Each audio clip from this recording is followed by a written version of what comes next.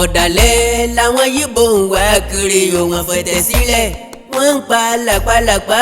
ojoojúmọ́ ni wọ́n ń fi Yorùbá nìran bí wọn ò bá gbọ́ wọn ò kan ìdí níyọ o. ọ̀dàlẹ̀ làwọn Yíbò ń wá kiri o, wọ́n fẹ̀tẹ̀ sílẹ̀ wọ́n ń pa làpálàpá ojoojúmọ́ ni wọ́n ń fi Yorùbá nìran bí wọn ò bá gbọ́ wọn ò kan ìdí níyọ o.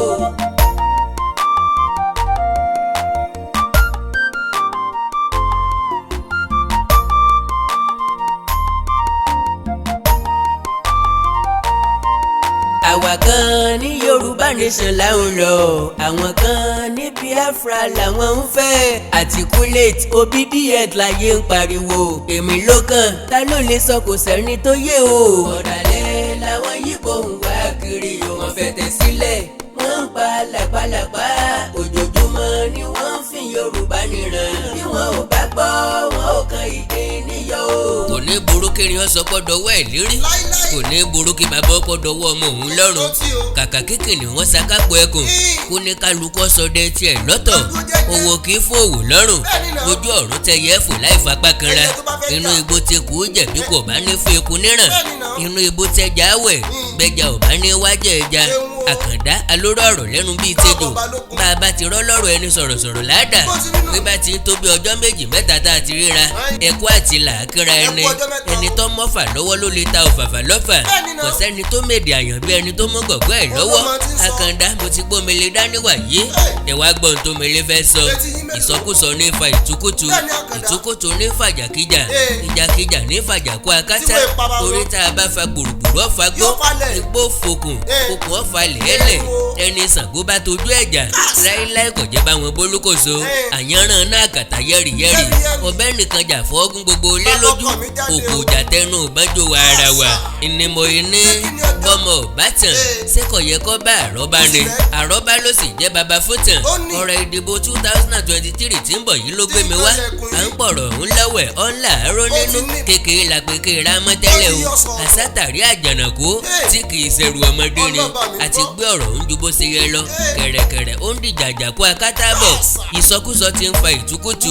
àti ń tàgbóró gan ẹnu oníkálukú mákẹ́ẹ̀tì kándídéètì ẹ̀ gbogbo alátẹ̀lé ń du bí òkèlè tí wọ́n ó ṣe pọ́n lórí ajá kálukú ò torí olówó ẹ̀ sọdẹ n ò lè gbà kí wọ́n tójú mi yàn mí mẹ́bọ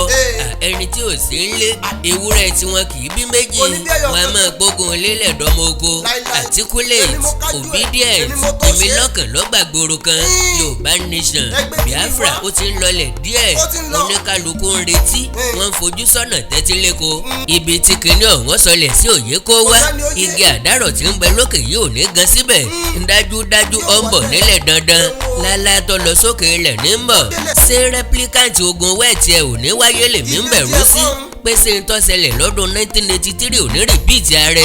ẹja pé kàn rókò ọ̀hún ní kékeré o kó tó di pé yọ́ dàgbà mọ́ béèrè ẹbọ ẹja pé àrò àtọ̀dọ̀fín kún wá kalẹ̀ ká bá wọn ṣe ìjíròrò pàtàkì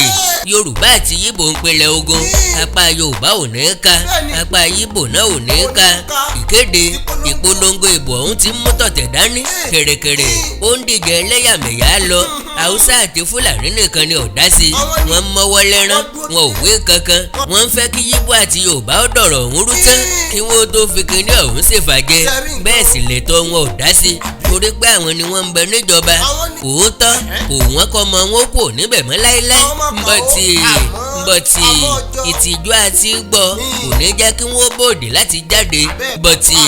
wọ́n ń follow situation grand bóyá wọ́n á ráàyè láti kó fà lọ àkàndá kí wọ́n lè fi re wa ṣàpínlẹ̀ Haúsá àti Fúlàní mòṣèlú ṣe jù wá lọ àwọn ọmọ Yíbò ni wọ́n sì kọ́kọ́ sọ̀rọ̀ òun dìjà gidi àwọn ni yóò sì jìyà tọ́pọ̀ jù ń bẹ̀ torí àwọn ni wọ́n ń tẹ̀lé basubasu àwọn ló fẹ́ fọ́ọ̀sì kándídéètì wọn Peter Obi wa lórí ilẹ̀ wa àwa ò sì pé kí Gàmbàrí ọmọ sùn rárá bí ọba ti ní kìrìn baba ńlá baba tiwa kò ní sí jàngbọ̀n mo ní wọ́n bá àládé kí n tó pọ́rùn ọ̀pẹ́ yọ̀ ń pẹ́ kó tó da lásìkò tó mú gígùn bọ́mọdé bá lè dẹ́tẹ̀ kó dẹ́tẹ̀ àti dánú gbógbé kò yẹ kó nira òṣèlú ẹ̀yà ní tọ̀tẹ̀ yìí o òṣèlú ẹ̀sìn rin pẹ̀lú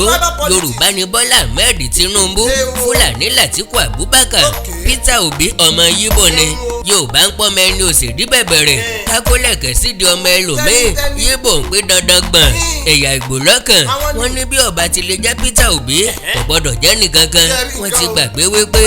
ipò òṣèlú kìí ṣe tí wọ́n mú léèyàn lọ́wọ́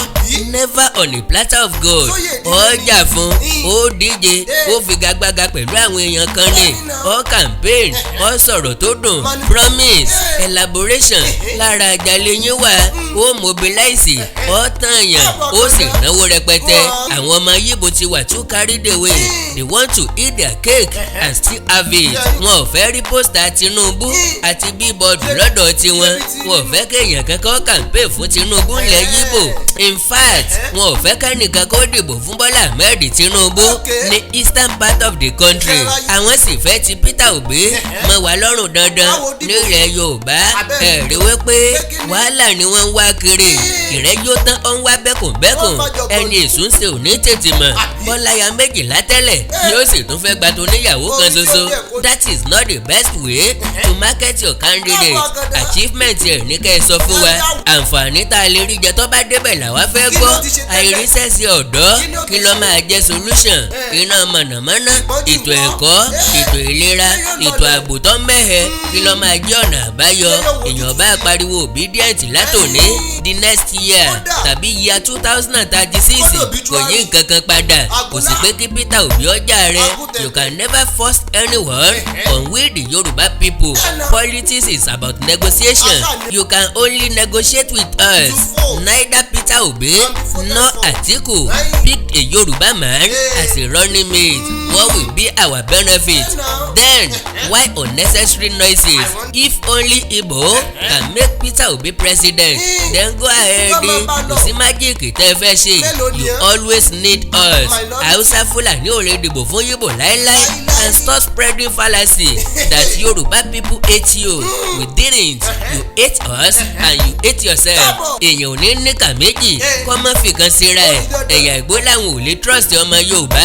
láéláé àwa gan ò lè trust yín wọn lọ bá Fẹ́mi Awólọ́wọ̀ dalẹ̀ àwọn ó ti ojúkú síjà ẹkùn ó wá kó ọrùn sísẹ́ dàsápò ojúkú ó ti ojúkú sí free tán ó wá yọ sọ́ọ̀kì lẹ́sẹ̀ rẹ̀ ìyẹn ló máa mú mi wọnú ìtàn ńlá dáadáa ká yọ orókò nínú òróró agbọ́ ọ̀gbọ́tán ìtàn ìjà ní dálẹ̀ ọ̀rọ̀ Awólọ́wọ̀ ojúkú tí wọ́n ń tẹnu mọ́ ọ̀hún wọn ò tí ì bí majority wọn o gbólóhùn kan tá di tí wọ́n gbọ́ òun náà ni ọmọ ẹran mọ́nu tí ó fi kú ta ló dalẹ̀ nínú Yorùbá àti Yíbò ta ni ò ṣeé fi ọkàn tán ta ló jẹ́ káwọn ẹ̀yà gúúsù ó sì wà lábẹ́ ìsìnrú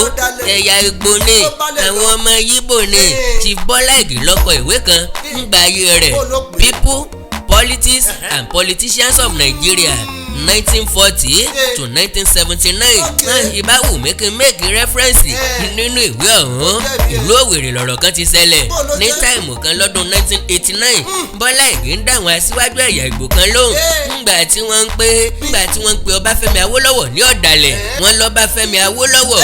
ló ti ojúkú síwájú pé kó kó ẹ̀yà Ìgbò kó nínú Nàìjíríà bọ́ bá ti ṣe bẹ́ẹ̀ Yorùbá náà ó jáde kó nínú Nàìjíríà ń bá kú ńbẹ̀ RB Okafor àti bẹ́ẹ̀ bẹ́ẹ̀ lọ wọn l'Awólọ́wọ̀ tẹ̀lé àdéhùn tó ṣe nítorí náà ọ̀dàlẹ̀ ni Awólọ́wọ̀ ọ̀dàlẹ̀ sì ni Yorùbá Bọ́lá Ìgè kọjú sí olóyè Mbakwe ó ní ṣe bí ó wà níbi ìpàdé olóyè Ọbáfẹ́mi Awólọ́wọ̀ pẹ̀lú ojúkú àti èmi tí mò ń sọ̀rọ̀ yìí gangan ó ní ṣe lóòótọ́ ni pé ọ̀dàlẹ̀ ni Awólọ́wọ̀ ó kọjú sí àwọn adarí ẹ̀yà Ìgbò méjì míì àti Yorùbá méjì tí tó ń bẹ níbi ìpàdé yẹn ó béèrè the same question ó ní transcript ìpàdé Awólọ́wọ̀ pẹ̀lú ojúkú ń bẹ lọ́wọ́ òun gbogbo wọn dákẹ́ fẹ́mu ni pẹ́kẹ́ ògbẹ́ ọ̀fọ́n òfèrò ló gbá kẹ́kẹ́ pamá tí òrò gbogbo wọn lẹ́nu Bọ́lá Ìgè tàn mọ́lẹ̀ sí ọ̀rọ̀ tó díjú sí gbogbo wọn ó ní Awólọ́wọ̀ òfìgbà kankan ṣèlérí pé Yorùbá tẹ̀lé Yíbò ya kúrò nínú Nàìjíríà èyí tó wí tí wọ́n sì gbọ́ ni pé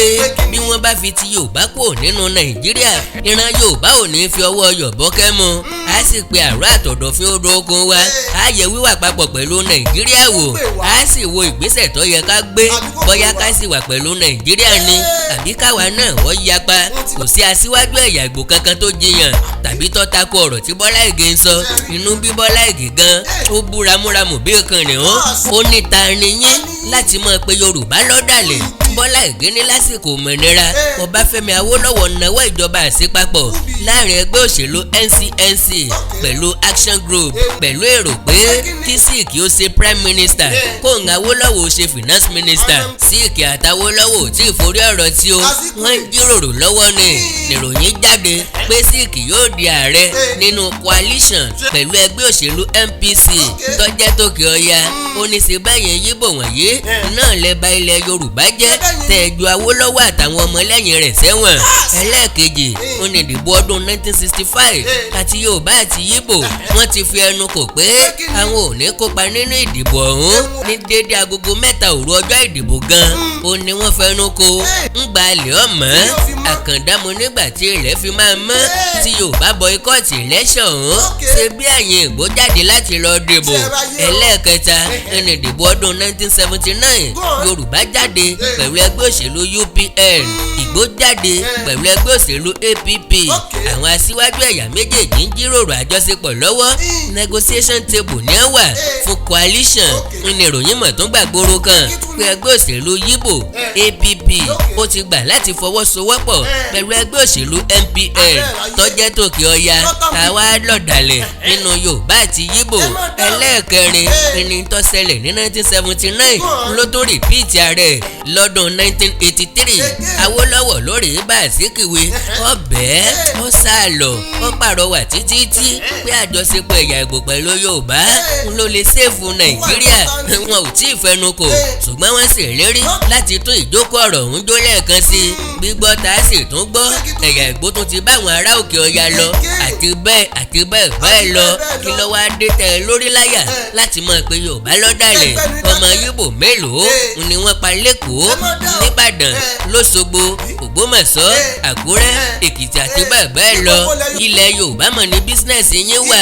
ẹ̀ ń rí iléèwé ọ̀fẹ́ nílẹ̀ wa síbẹ̀ ẹ sì tún rí Yorùbá gẹ́gẹ́ bí ọ̀tá yín. Wọ́n ń pa yín bí ẹran ní Kaduna, ní Kano, ní Bauchi, ní Zaria, Sokoto àti bẹ́ẹ̀ lọ. Wọ́n ń balẹ̀ bọ̀nà yín jẹ́, wọ́n ń jà yín lólè. Sílẹ̀ mọ̀ tún rí Haúsá Fúlàní gẹ́gẹ́ bí ọ̀rẹ́ yín. Ọwọ́ á kù sọ́wọ́ yín o. Bẹ́ẹ̀ bá fẹ́ wà nípò ẹrú títí ayérayé àwa ò lè ràn yín lọ́wọ́ o. Bẹ́ẹ̀ bá lè ran ara yín lọ́wọ́ ló kù o. Pẹ́kẹ́ ògbin gbogbo wọn pa lọ́lọ́ ni. Nígbà wọ́n mọ̀ wípé Bọ́lá Ìgè ò parọ́ gẹ́gẹ́ bẹ́ẹ̀ ló ṣe máa rí ní 2023 Yorùbá ni yóò tó jà rẹ. No collaboration with Igbo people because of your arrogance, selfishness and hatred towards Yorùbá people. Because bí ọ̀bá rí bẹ́ẹ̀ ni kí ló dé tá ò lè lọ mọ́ halẹ̀ mọ́ wọn lókè ọya wá ìtọ́jẹ́lẹ̀ Yorùbá tí gbogbo okùn ẹ̀mí yín dìrọ̀ mọ́ ilẹ̀ tí ń fi wa níràn ilẹ̀ tí ń tọ́ wa níjà. Ẹ nílò Yorùbá tàbí Haúsá Fúlàní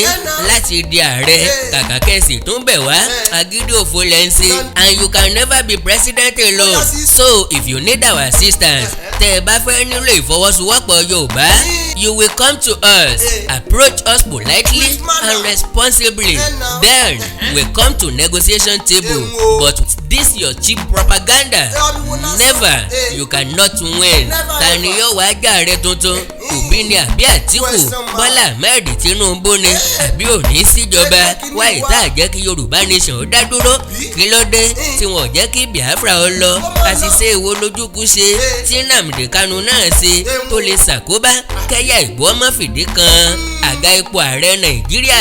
láéláé tó sì lè fà á kí Biafra kọ́ má lè yapa kó lára Nàìjíríà. Ojoojúmọ́ ni wọ́n ń gbé tí wọ́n fẹ́ lọ. Kí nìdí tí wọn ò fẹ́ lọ? Kí ni tó dí Biafra lọ́wọ́? Kí làwọn àṣìṣe tá a ṣe ní Yorùbá nation? Kí lọ́nà àbáyọ? Àkàndá alóró ọ̀rọ̀ lẹ́nu bíi tejò. Àjàó àrò Awíkóńkó asọ̀rọ̀ lójú ọlọ́rọ̀. Bọ́mọ ọ̀bátan ó yẹ kó bá àrọ́bá. Kí Israel ọmọ bá rìpíìtì ara rẹ̀. Ó yẹ ká múra wa wọnú òwe ìtàn lọ. Àrọ́bá sáà ni bàbá ìtàn. Ẹ kú ojú lọ́nà. Biafra, Yorùbá nation, Igbo versus Yorùbá people. Apá kejì ẹ láìkì ká ẹ fọ́lù péèjì mi lórí Facebook Awíkóńkó TV. Ẹ subscribe sí YouTube channel mi Awíkóńkó TV. Bẹ́ẹ̀ bá ní nǹkan pàtàkì tẹ́ ẹ fẹ́ ká jọ sọ ẹ jẹ́ á sọ̀rọ̀ lórí WhatsApp nìkan +234 904 851 9362 +234 904 8519362. Èdè àti àṣà Yorùbá ò ní wọmi, orílẹ̀-èdè Yorùbá ò ní dàrú, ìlú ẹnìkọ̀ọ̀kan wa yóò tòrò mẹ́nẹ́mẹ́nẹ́. Ájú wa ṣe o. Ọ̀dàlẹ̀ làwọn Yíbò ń wá kiri o, wọ́n fẹ̀tẹ̀ sílẹ̀, wọ́n ń pa làpálàpá, ojoojúmọ́ ni wọ́n ń fi Yorùbá nìran, bí wọn ò bá gbọ́ wọn ò kan ìdí níyọ̀ o.